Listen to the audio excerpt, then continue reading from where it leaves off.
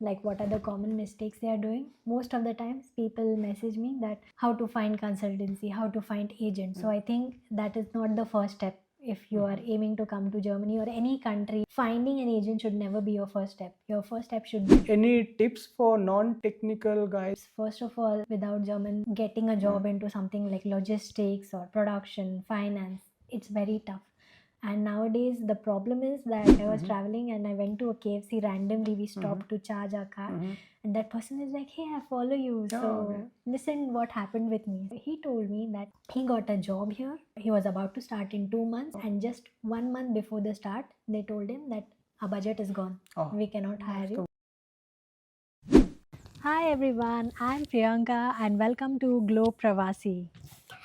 Oh, hi Priyanka. Sorry for Where being. were you? Sorry, I was waiting. little bit late. Yeah. Okay. So, welcome guys. Today we have Priyanka with us, and she will share about her journey to Germany and also what she works professionally and everything. So, let's start. So, hello Priyanka. Great to have you on Globe Pravasi. Happy to be here. So, Priyanka, would you like to share your journey from Pune to Germany, your early days in Germany, and how long you have been in Germany? So it's been 10 years now, Okay. and I started back in 2016. So that's the time I had finished my bachelor's in engineering in electronics and telecommunication.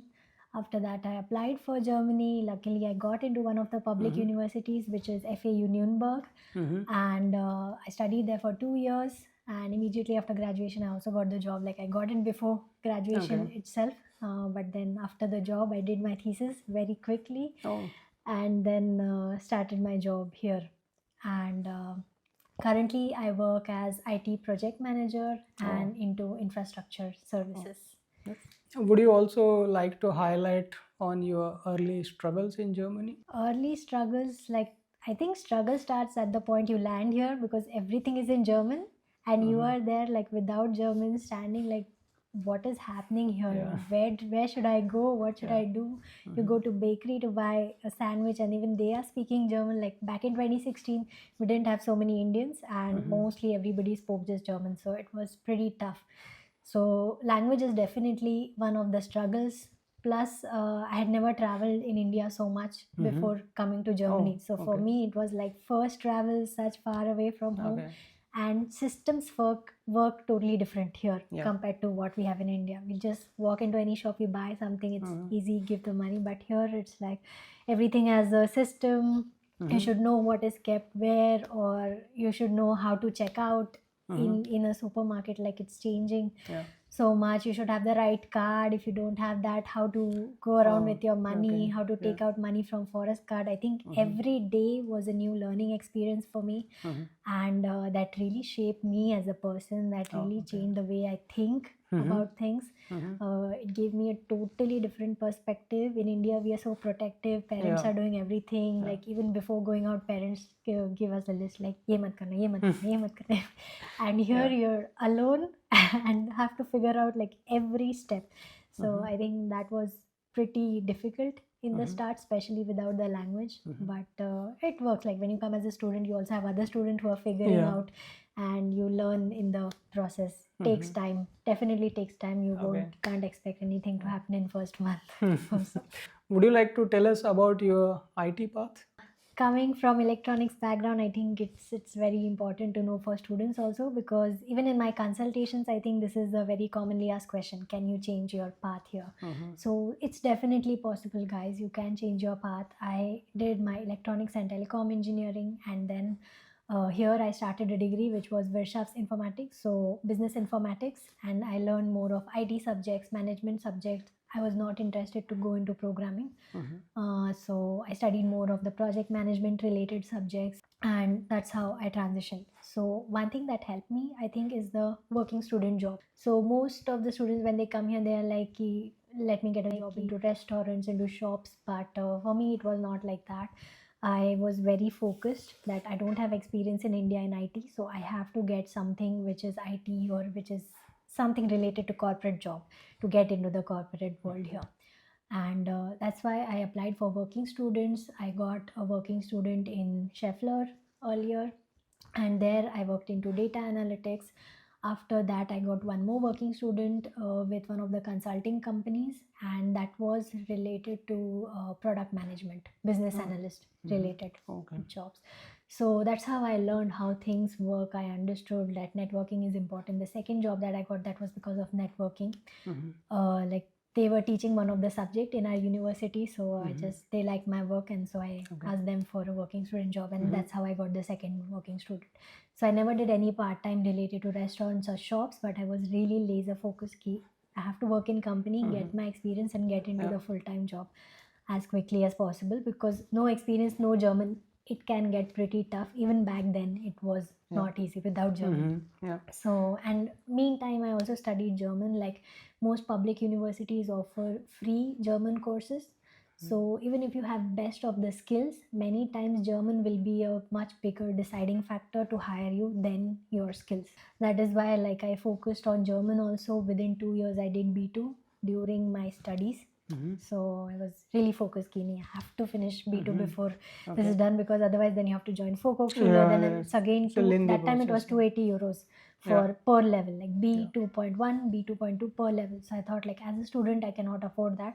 So better take the opportunity in the university and learn from the Yeah. university itself. So Mhm. that's how I also learned German, and I really worked towards building a CV that was Relevant. eligible, and which made me relevant in the German job market. Have you did any certification? No, No. didn't There do was no anything. additional certification was Nothing. required. No, Okay. because my degree was Wirtschaftsinformatik, Ah, so I okay. was So it was already like mhm. relevant to the IT IT, yeah. related stuff. Okay. And while hiring, they just saw my previous experience. I Okay. currently also I work in automotive, Yeah. and even while hiring, they saw if I had worked in automotive previously, if I had worked in IT in automotive previously, and how was my German level. So even though my interview was in English, like there were few questions that they asked in German to test Ah, if I okay. know German or no. So guys, So again, German is important. yes, There is no escape. there's no escape. Also, like depends on the state that you're working in, there are different dialects also. So even Yeah. if you learn German completely, like after going to a job, you'll have to understand what kind of dialect they are speaking and adjust to that also. So Yeah. it's a whole process, it takes time. But I think the dialects are the next step. So the first step is your focus should be on learning the Hochdeutsch, Yeah. what they call. So Hochdeutsch is something like when you speak German, so the next person understand. That is called as Hochdeutsch. This was told by my teacher back in the time when I was doing the classes. Mhm. Yeah. Would you like to share some job myths considering the current situation? Also the common mistakes people do while searching the job. First, I'll talk for people applying from India, like what are the common mistakes they are doing. Most of the times, people message me that how to find consultancy, how to find agent. So I think that is not the first step. If you are aiming to come to Germany or any country, Australia, whatever you want, finding an agent should never be your first step. Your first step should be like determining which country you want to go. If your profession has demand there, find out that. If it has demand, then what kind of salary they are paying. Is it equal to what you are earning in India, or like it will make your quality of life worse? Does it have saving potential? So you have to also know that taxes are pretty high in many countries, especially in Europe. So if your goal is to become a millionaire, retire at 40, then is Europe really the place that you want to come to? Because here that's not possible with a 9 to 5. These are the things that you should research on, and then you should find out like how to apply for jobs, which are the good websites that you can follow. Look at the peers, look at the people who are working in those countries in your jobs, and see what kind of skills are there. So are you having these skills? If not, then upskilling. So it's a long process, and you have to think from a different point of view and not from agent point of view. People really come to me after wasting 6 lakhs, 5 lakhs, Oh. 12 lakhs on agents, and I'm really shocked. How are you even paying so much money? Yeah. Guys, don't pay that much money. Like 12 lakhs is a big amount. Big Even amount, 1 yeah. lakh is a big amount Yeah. to pay to someone. Like I also spoke to one of my followers, and she paid 3.5 lakhs to an agent, because the agent said that we'll give you a job. And she got a job, she came here. But when she came here, she realized it's not a job, it's Ausbildung. Ausbildung means that you work, it's like a study program where you work half time as a student, so earning is very low. and you study half time. So this kind of scams are going on. So don't pay other people, like it's not getting you Yeah. anywhere. Even after she came here, she was like totally in a different mental condition because she was working McDonald's and they Oh. make you work 12 hours standing whole day. And she was like, I was happy in India, I was like doing good, like even if the salary was low it was fine, like here working 12 hours a day, not knowing a thing about the language plus study, which I never wanted to, like I never wanted Yeah. to study, and somehow I landed into house building. So she was Yeah. totally like crying every day, and it was horrifying. Like, so guys, don't just blindly pay people, do your own research. Homework. Yeah. Yeah. Thank you for sharing that experience, because from India, if someone wants to come, it's kind of a blind thing. So they also not really aware, and through your almost 1,000 consulting 2000 calls I have 2,000 done. calls, this gives you a broader picture. So thank you for sharing that experience. So it will definitely help the viewers to do your homework, search on your own, and it's always helpful before you pay someone blindly lakhs of rupees. Yeah, and even if you like some influencer, like I'd never say that always come to me and talk to me. Talk to someone who is already here who can tell you the reality. Like for Exactly. you may feel that, oh, why should I pay 2000 rupees to talk for just half an hour? But Yeah. we have experience of 10 years Yeah. of living here, working here, starting from zero, and someone is giving to you in 30 minutes. So you understand the value that you get. Like, should always understand the ROI from the investments that you're making. Exactly. So think in that perspective. If you want to move abroad, you really have to change your perspective. Without that, it's going to be tough here. Yeah. Especially in Germany, it's quite tough because the language is the biggest barrier. So now, over the years, we speak German, but still for us, we every day learn new words. Exactly. And the new way of speaking. So it's not like that we are staying here more than 10 years and we are master in Germany, Yeah, it's master in everyday German, process. but it's continuous process and you have to adopt that. Any tips for non-technical guys, those who are trying to come, let's say for other domains, like not only the IT or manufacturing, but in other domains you came across? I would say there are two tips. First of all, German. Without German, getting a job into something like logistics or production, finance, it's very tough. And nowadays, the problem is that even when I'm traveling, I meet students. It's not just through consulting calls or messages. Like I was traveling and I went to a KFC randomly. We stopped to charge our car, and that person is like, "Hey, I follow you. So listen, what happened with me?" I said, "Yeah, I'm all ears." So he told me that he got a job here, and he was about to start in 2 months. And just 1 month before the start, they told him that our budget is gone.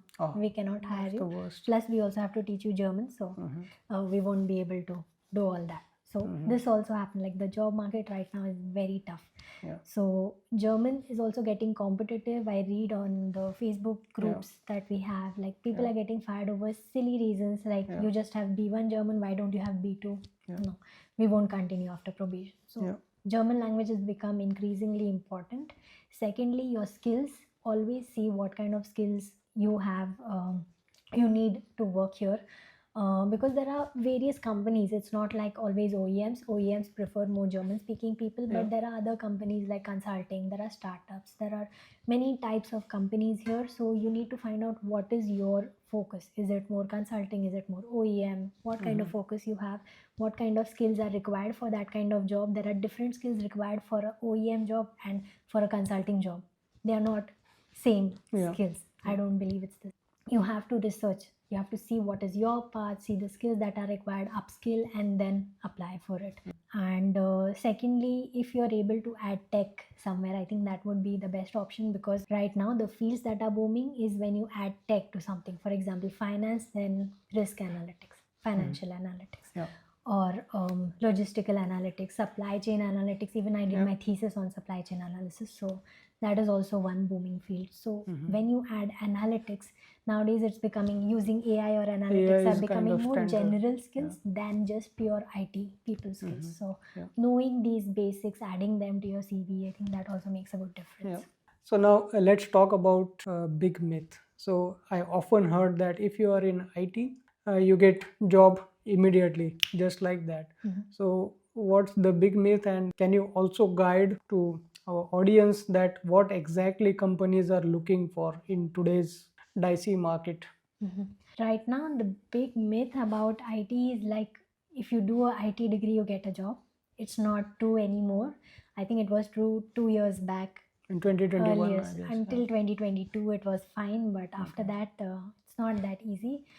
Main thing that they are looking for is that what kind of previous experience you have, what kind of projects you have done in the domain that you are applying for, and have you worked in different types of markets. So have you just worked in India market, or do you also understand the European market? I think that also makes a good difference. And what kind of latest skill sets you have, how adaptable you are, what kind of transferable skill sets do you have. So analytics, which I spoke about, it's a very transferable skill set. So if you just know analytics, you can work in finance analytics, any kind of analytics. It's very transferable. So how much of a transferable skill set you have, I think that is a focus that you have to do right now. And German, of course. Thank you so much, guys, for being with us. I hope you got very helpful information. So second part video link can be found in the description, and if you like the video, don't forget to like it, share, and subscribe to the channel. And also you will find the Instagram handle and YouTube channel link from Priyanka in the description below.